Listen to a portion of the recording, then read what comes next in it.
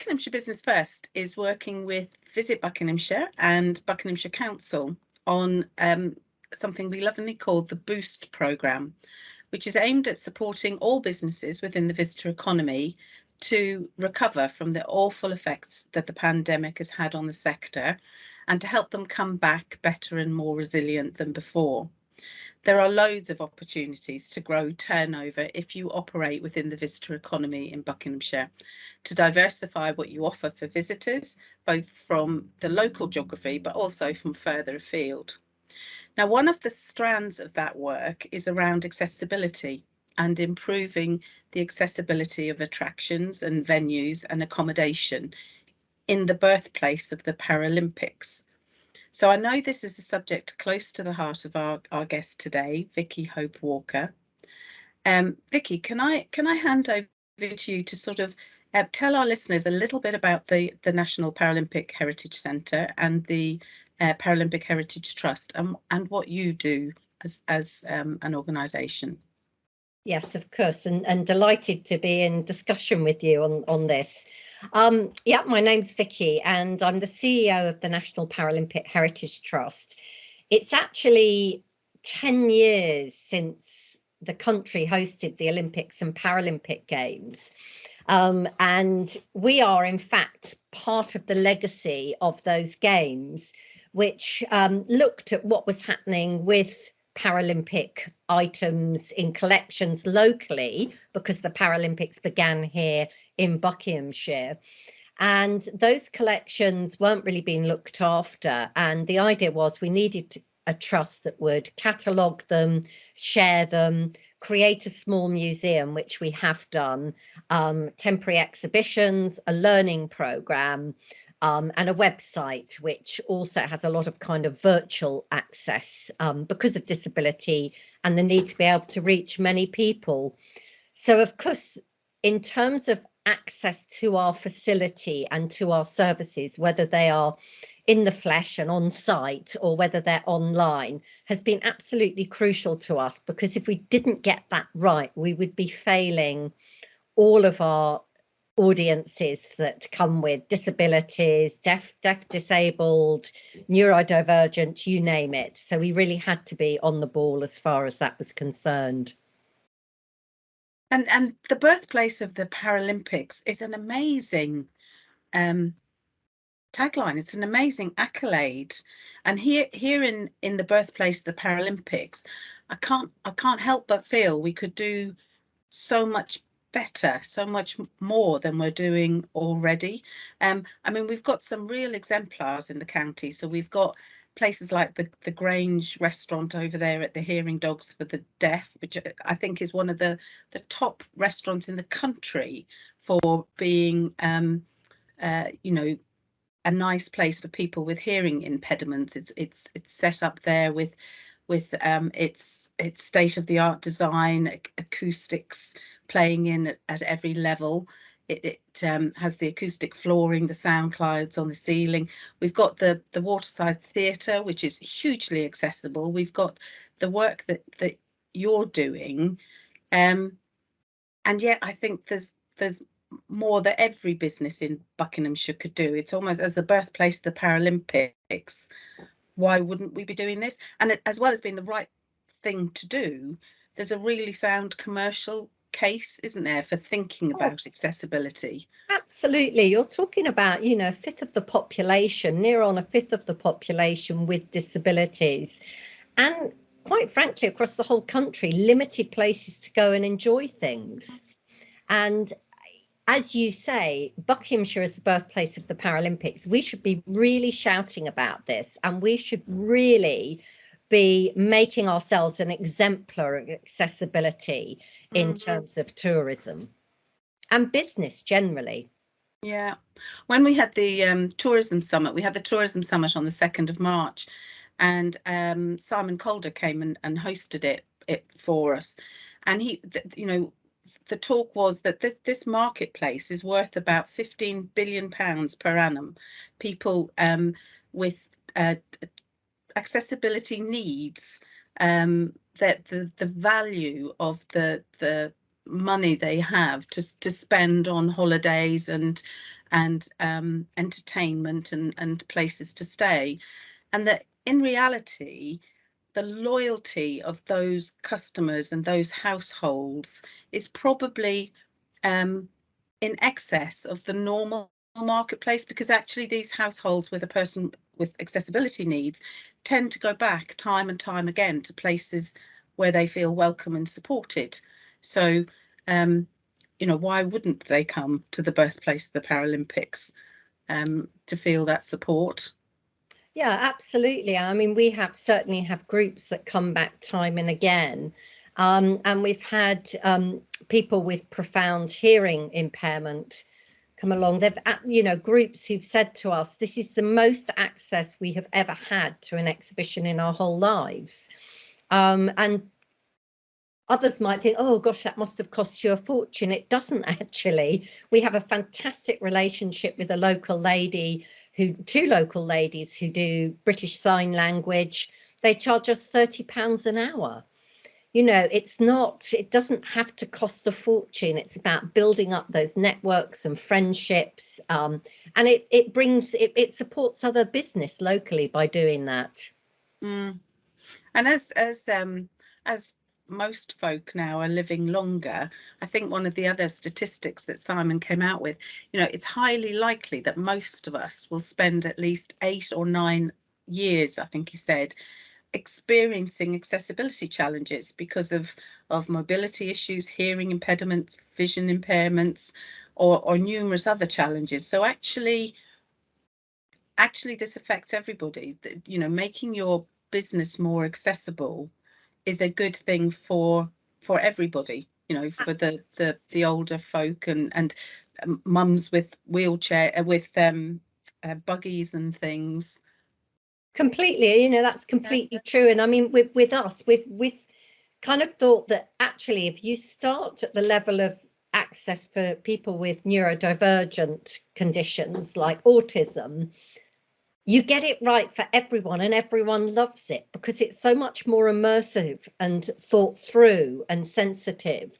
So it's very true. If you put in physical accessibility tools, it helps people with mobility issues from across the range, from wheelchair users to women who've had multiple fractures due to osteoporosis and find it hard to press buttons and interact with things. So yes, I mean it does reach such a broad range of people. So have you seen lots of positive change since 2012? Have you got any examples from the work that you do around areas that have really changed in that time? I think there are lots of positives, but if I'm really honest, I still think we have a long way to go. And I think people can be put off. They're worried about cost. They aren't taking in all the benefits that you've so clearly spelled out, economic benefits that come into things.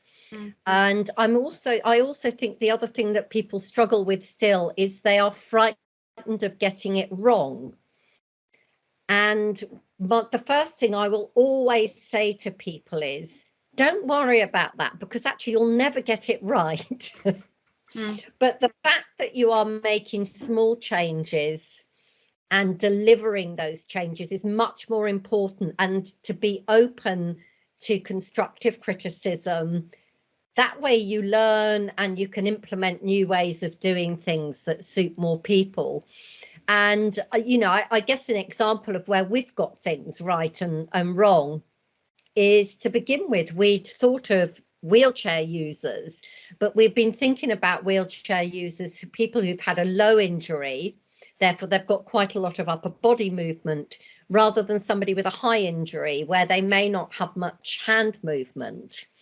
And obviously that meant if they wanted to put on our headphones or pick things up, that it was quite, it was possibly inaccessible for them.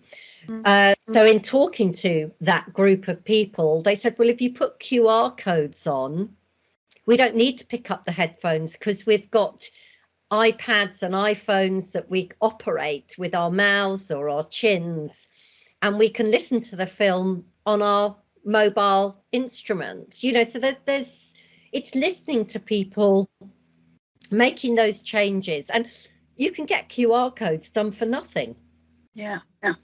But it's that thing, isn't it, of not being afraid to take the first step. Yeah. So I think a lot of businesses have this perception that it's going to be incredibly expensive to become accessible, and that they can become a little bit overwhelmed, particularly in some areas of the county, which have some beautiful older buildings, that the feeling about you know, having to widen doors, put in ramps and things, is scary. It's and in reality, mobility impairment isn't the only challenge that you can become accessible for, isn't it? It's so Yeah. if you're a hotel and you can't, you know, widen doors or put big ramps in, perhaps you can think about rooms being accessible for the hard of hearing or visually impaired, or you know, a little spring on a door that makes you know, a toilet door more accessible for somebody in a wheel.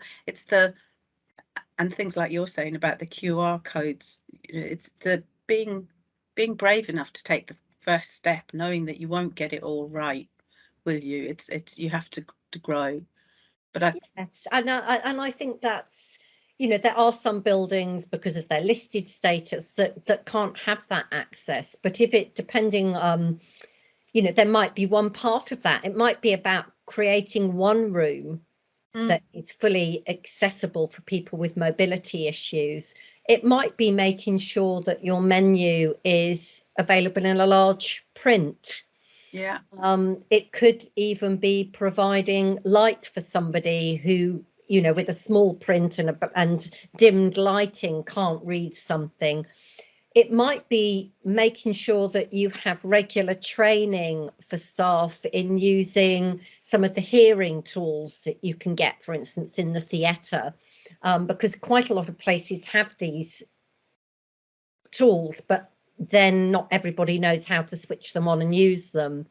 But we can't, everybody is an individual, and we can't provide any service that will meet the needs of every single individual, but we can take small steps and get better and better, and in our mind have a plan on how we improve. And I think that is the most important thing. Being very clear on your website whether you are accessible or what accessibility shortfalls you might have. That takes nothing, does it, but a bit of thought and a bit of updating of your website.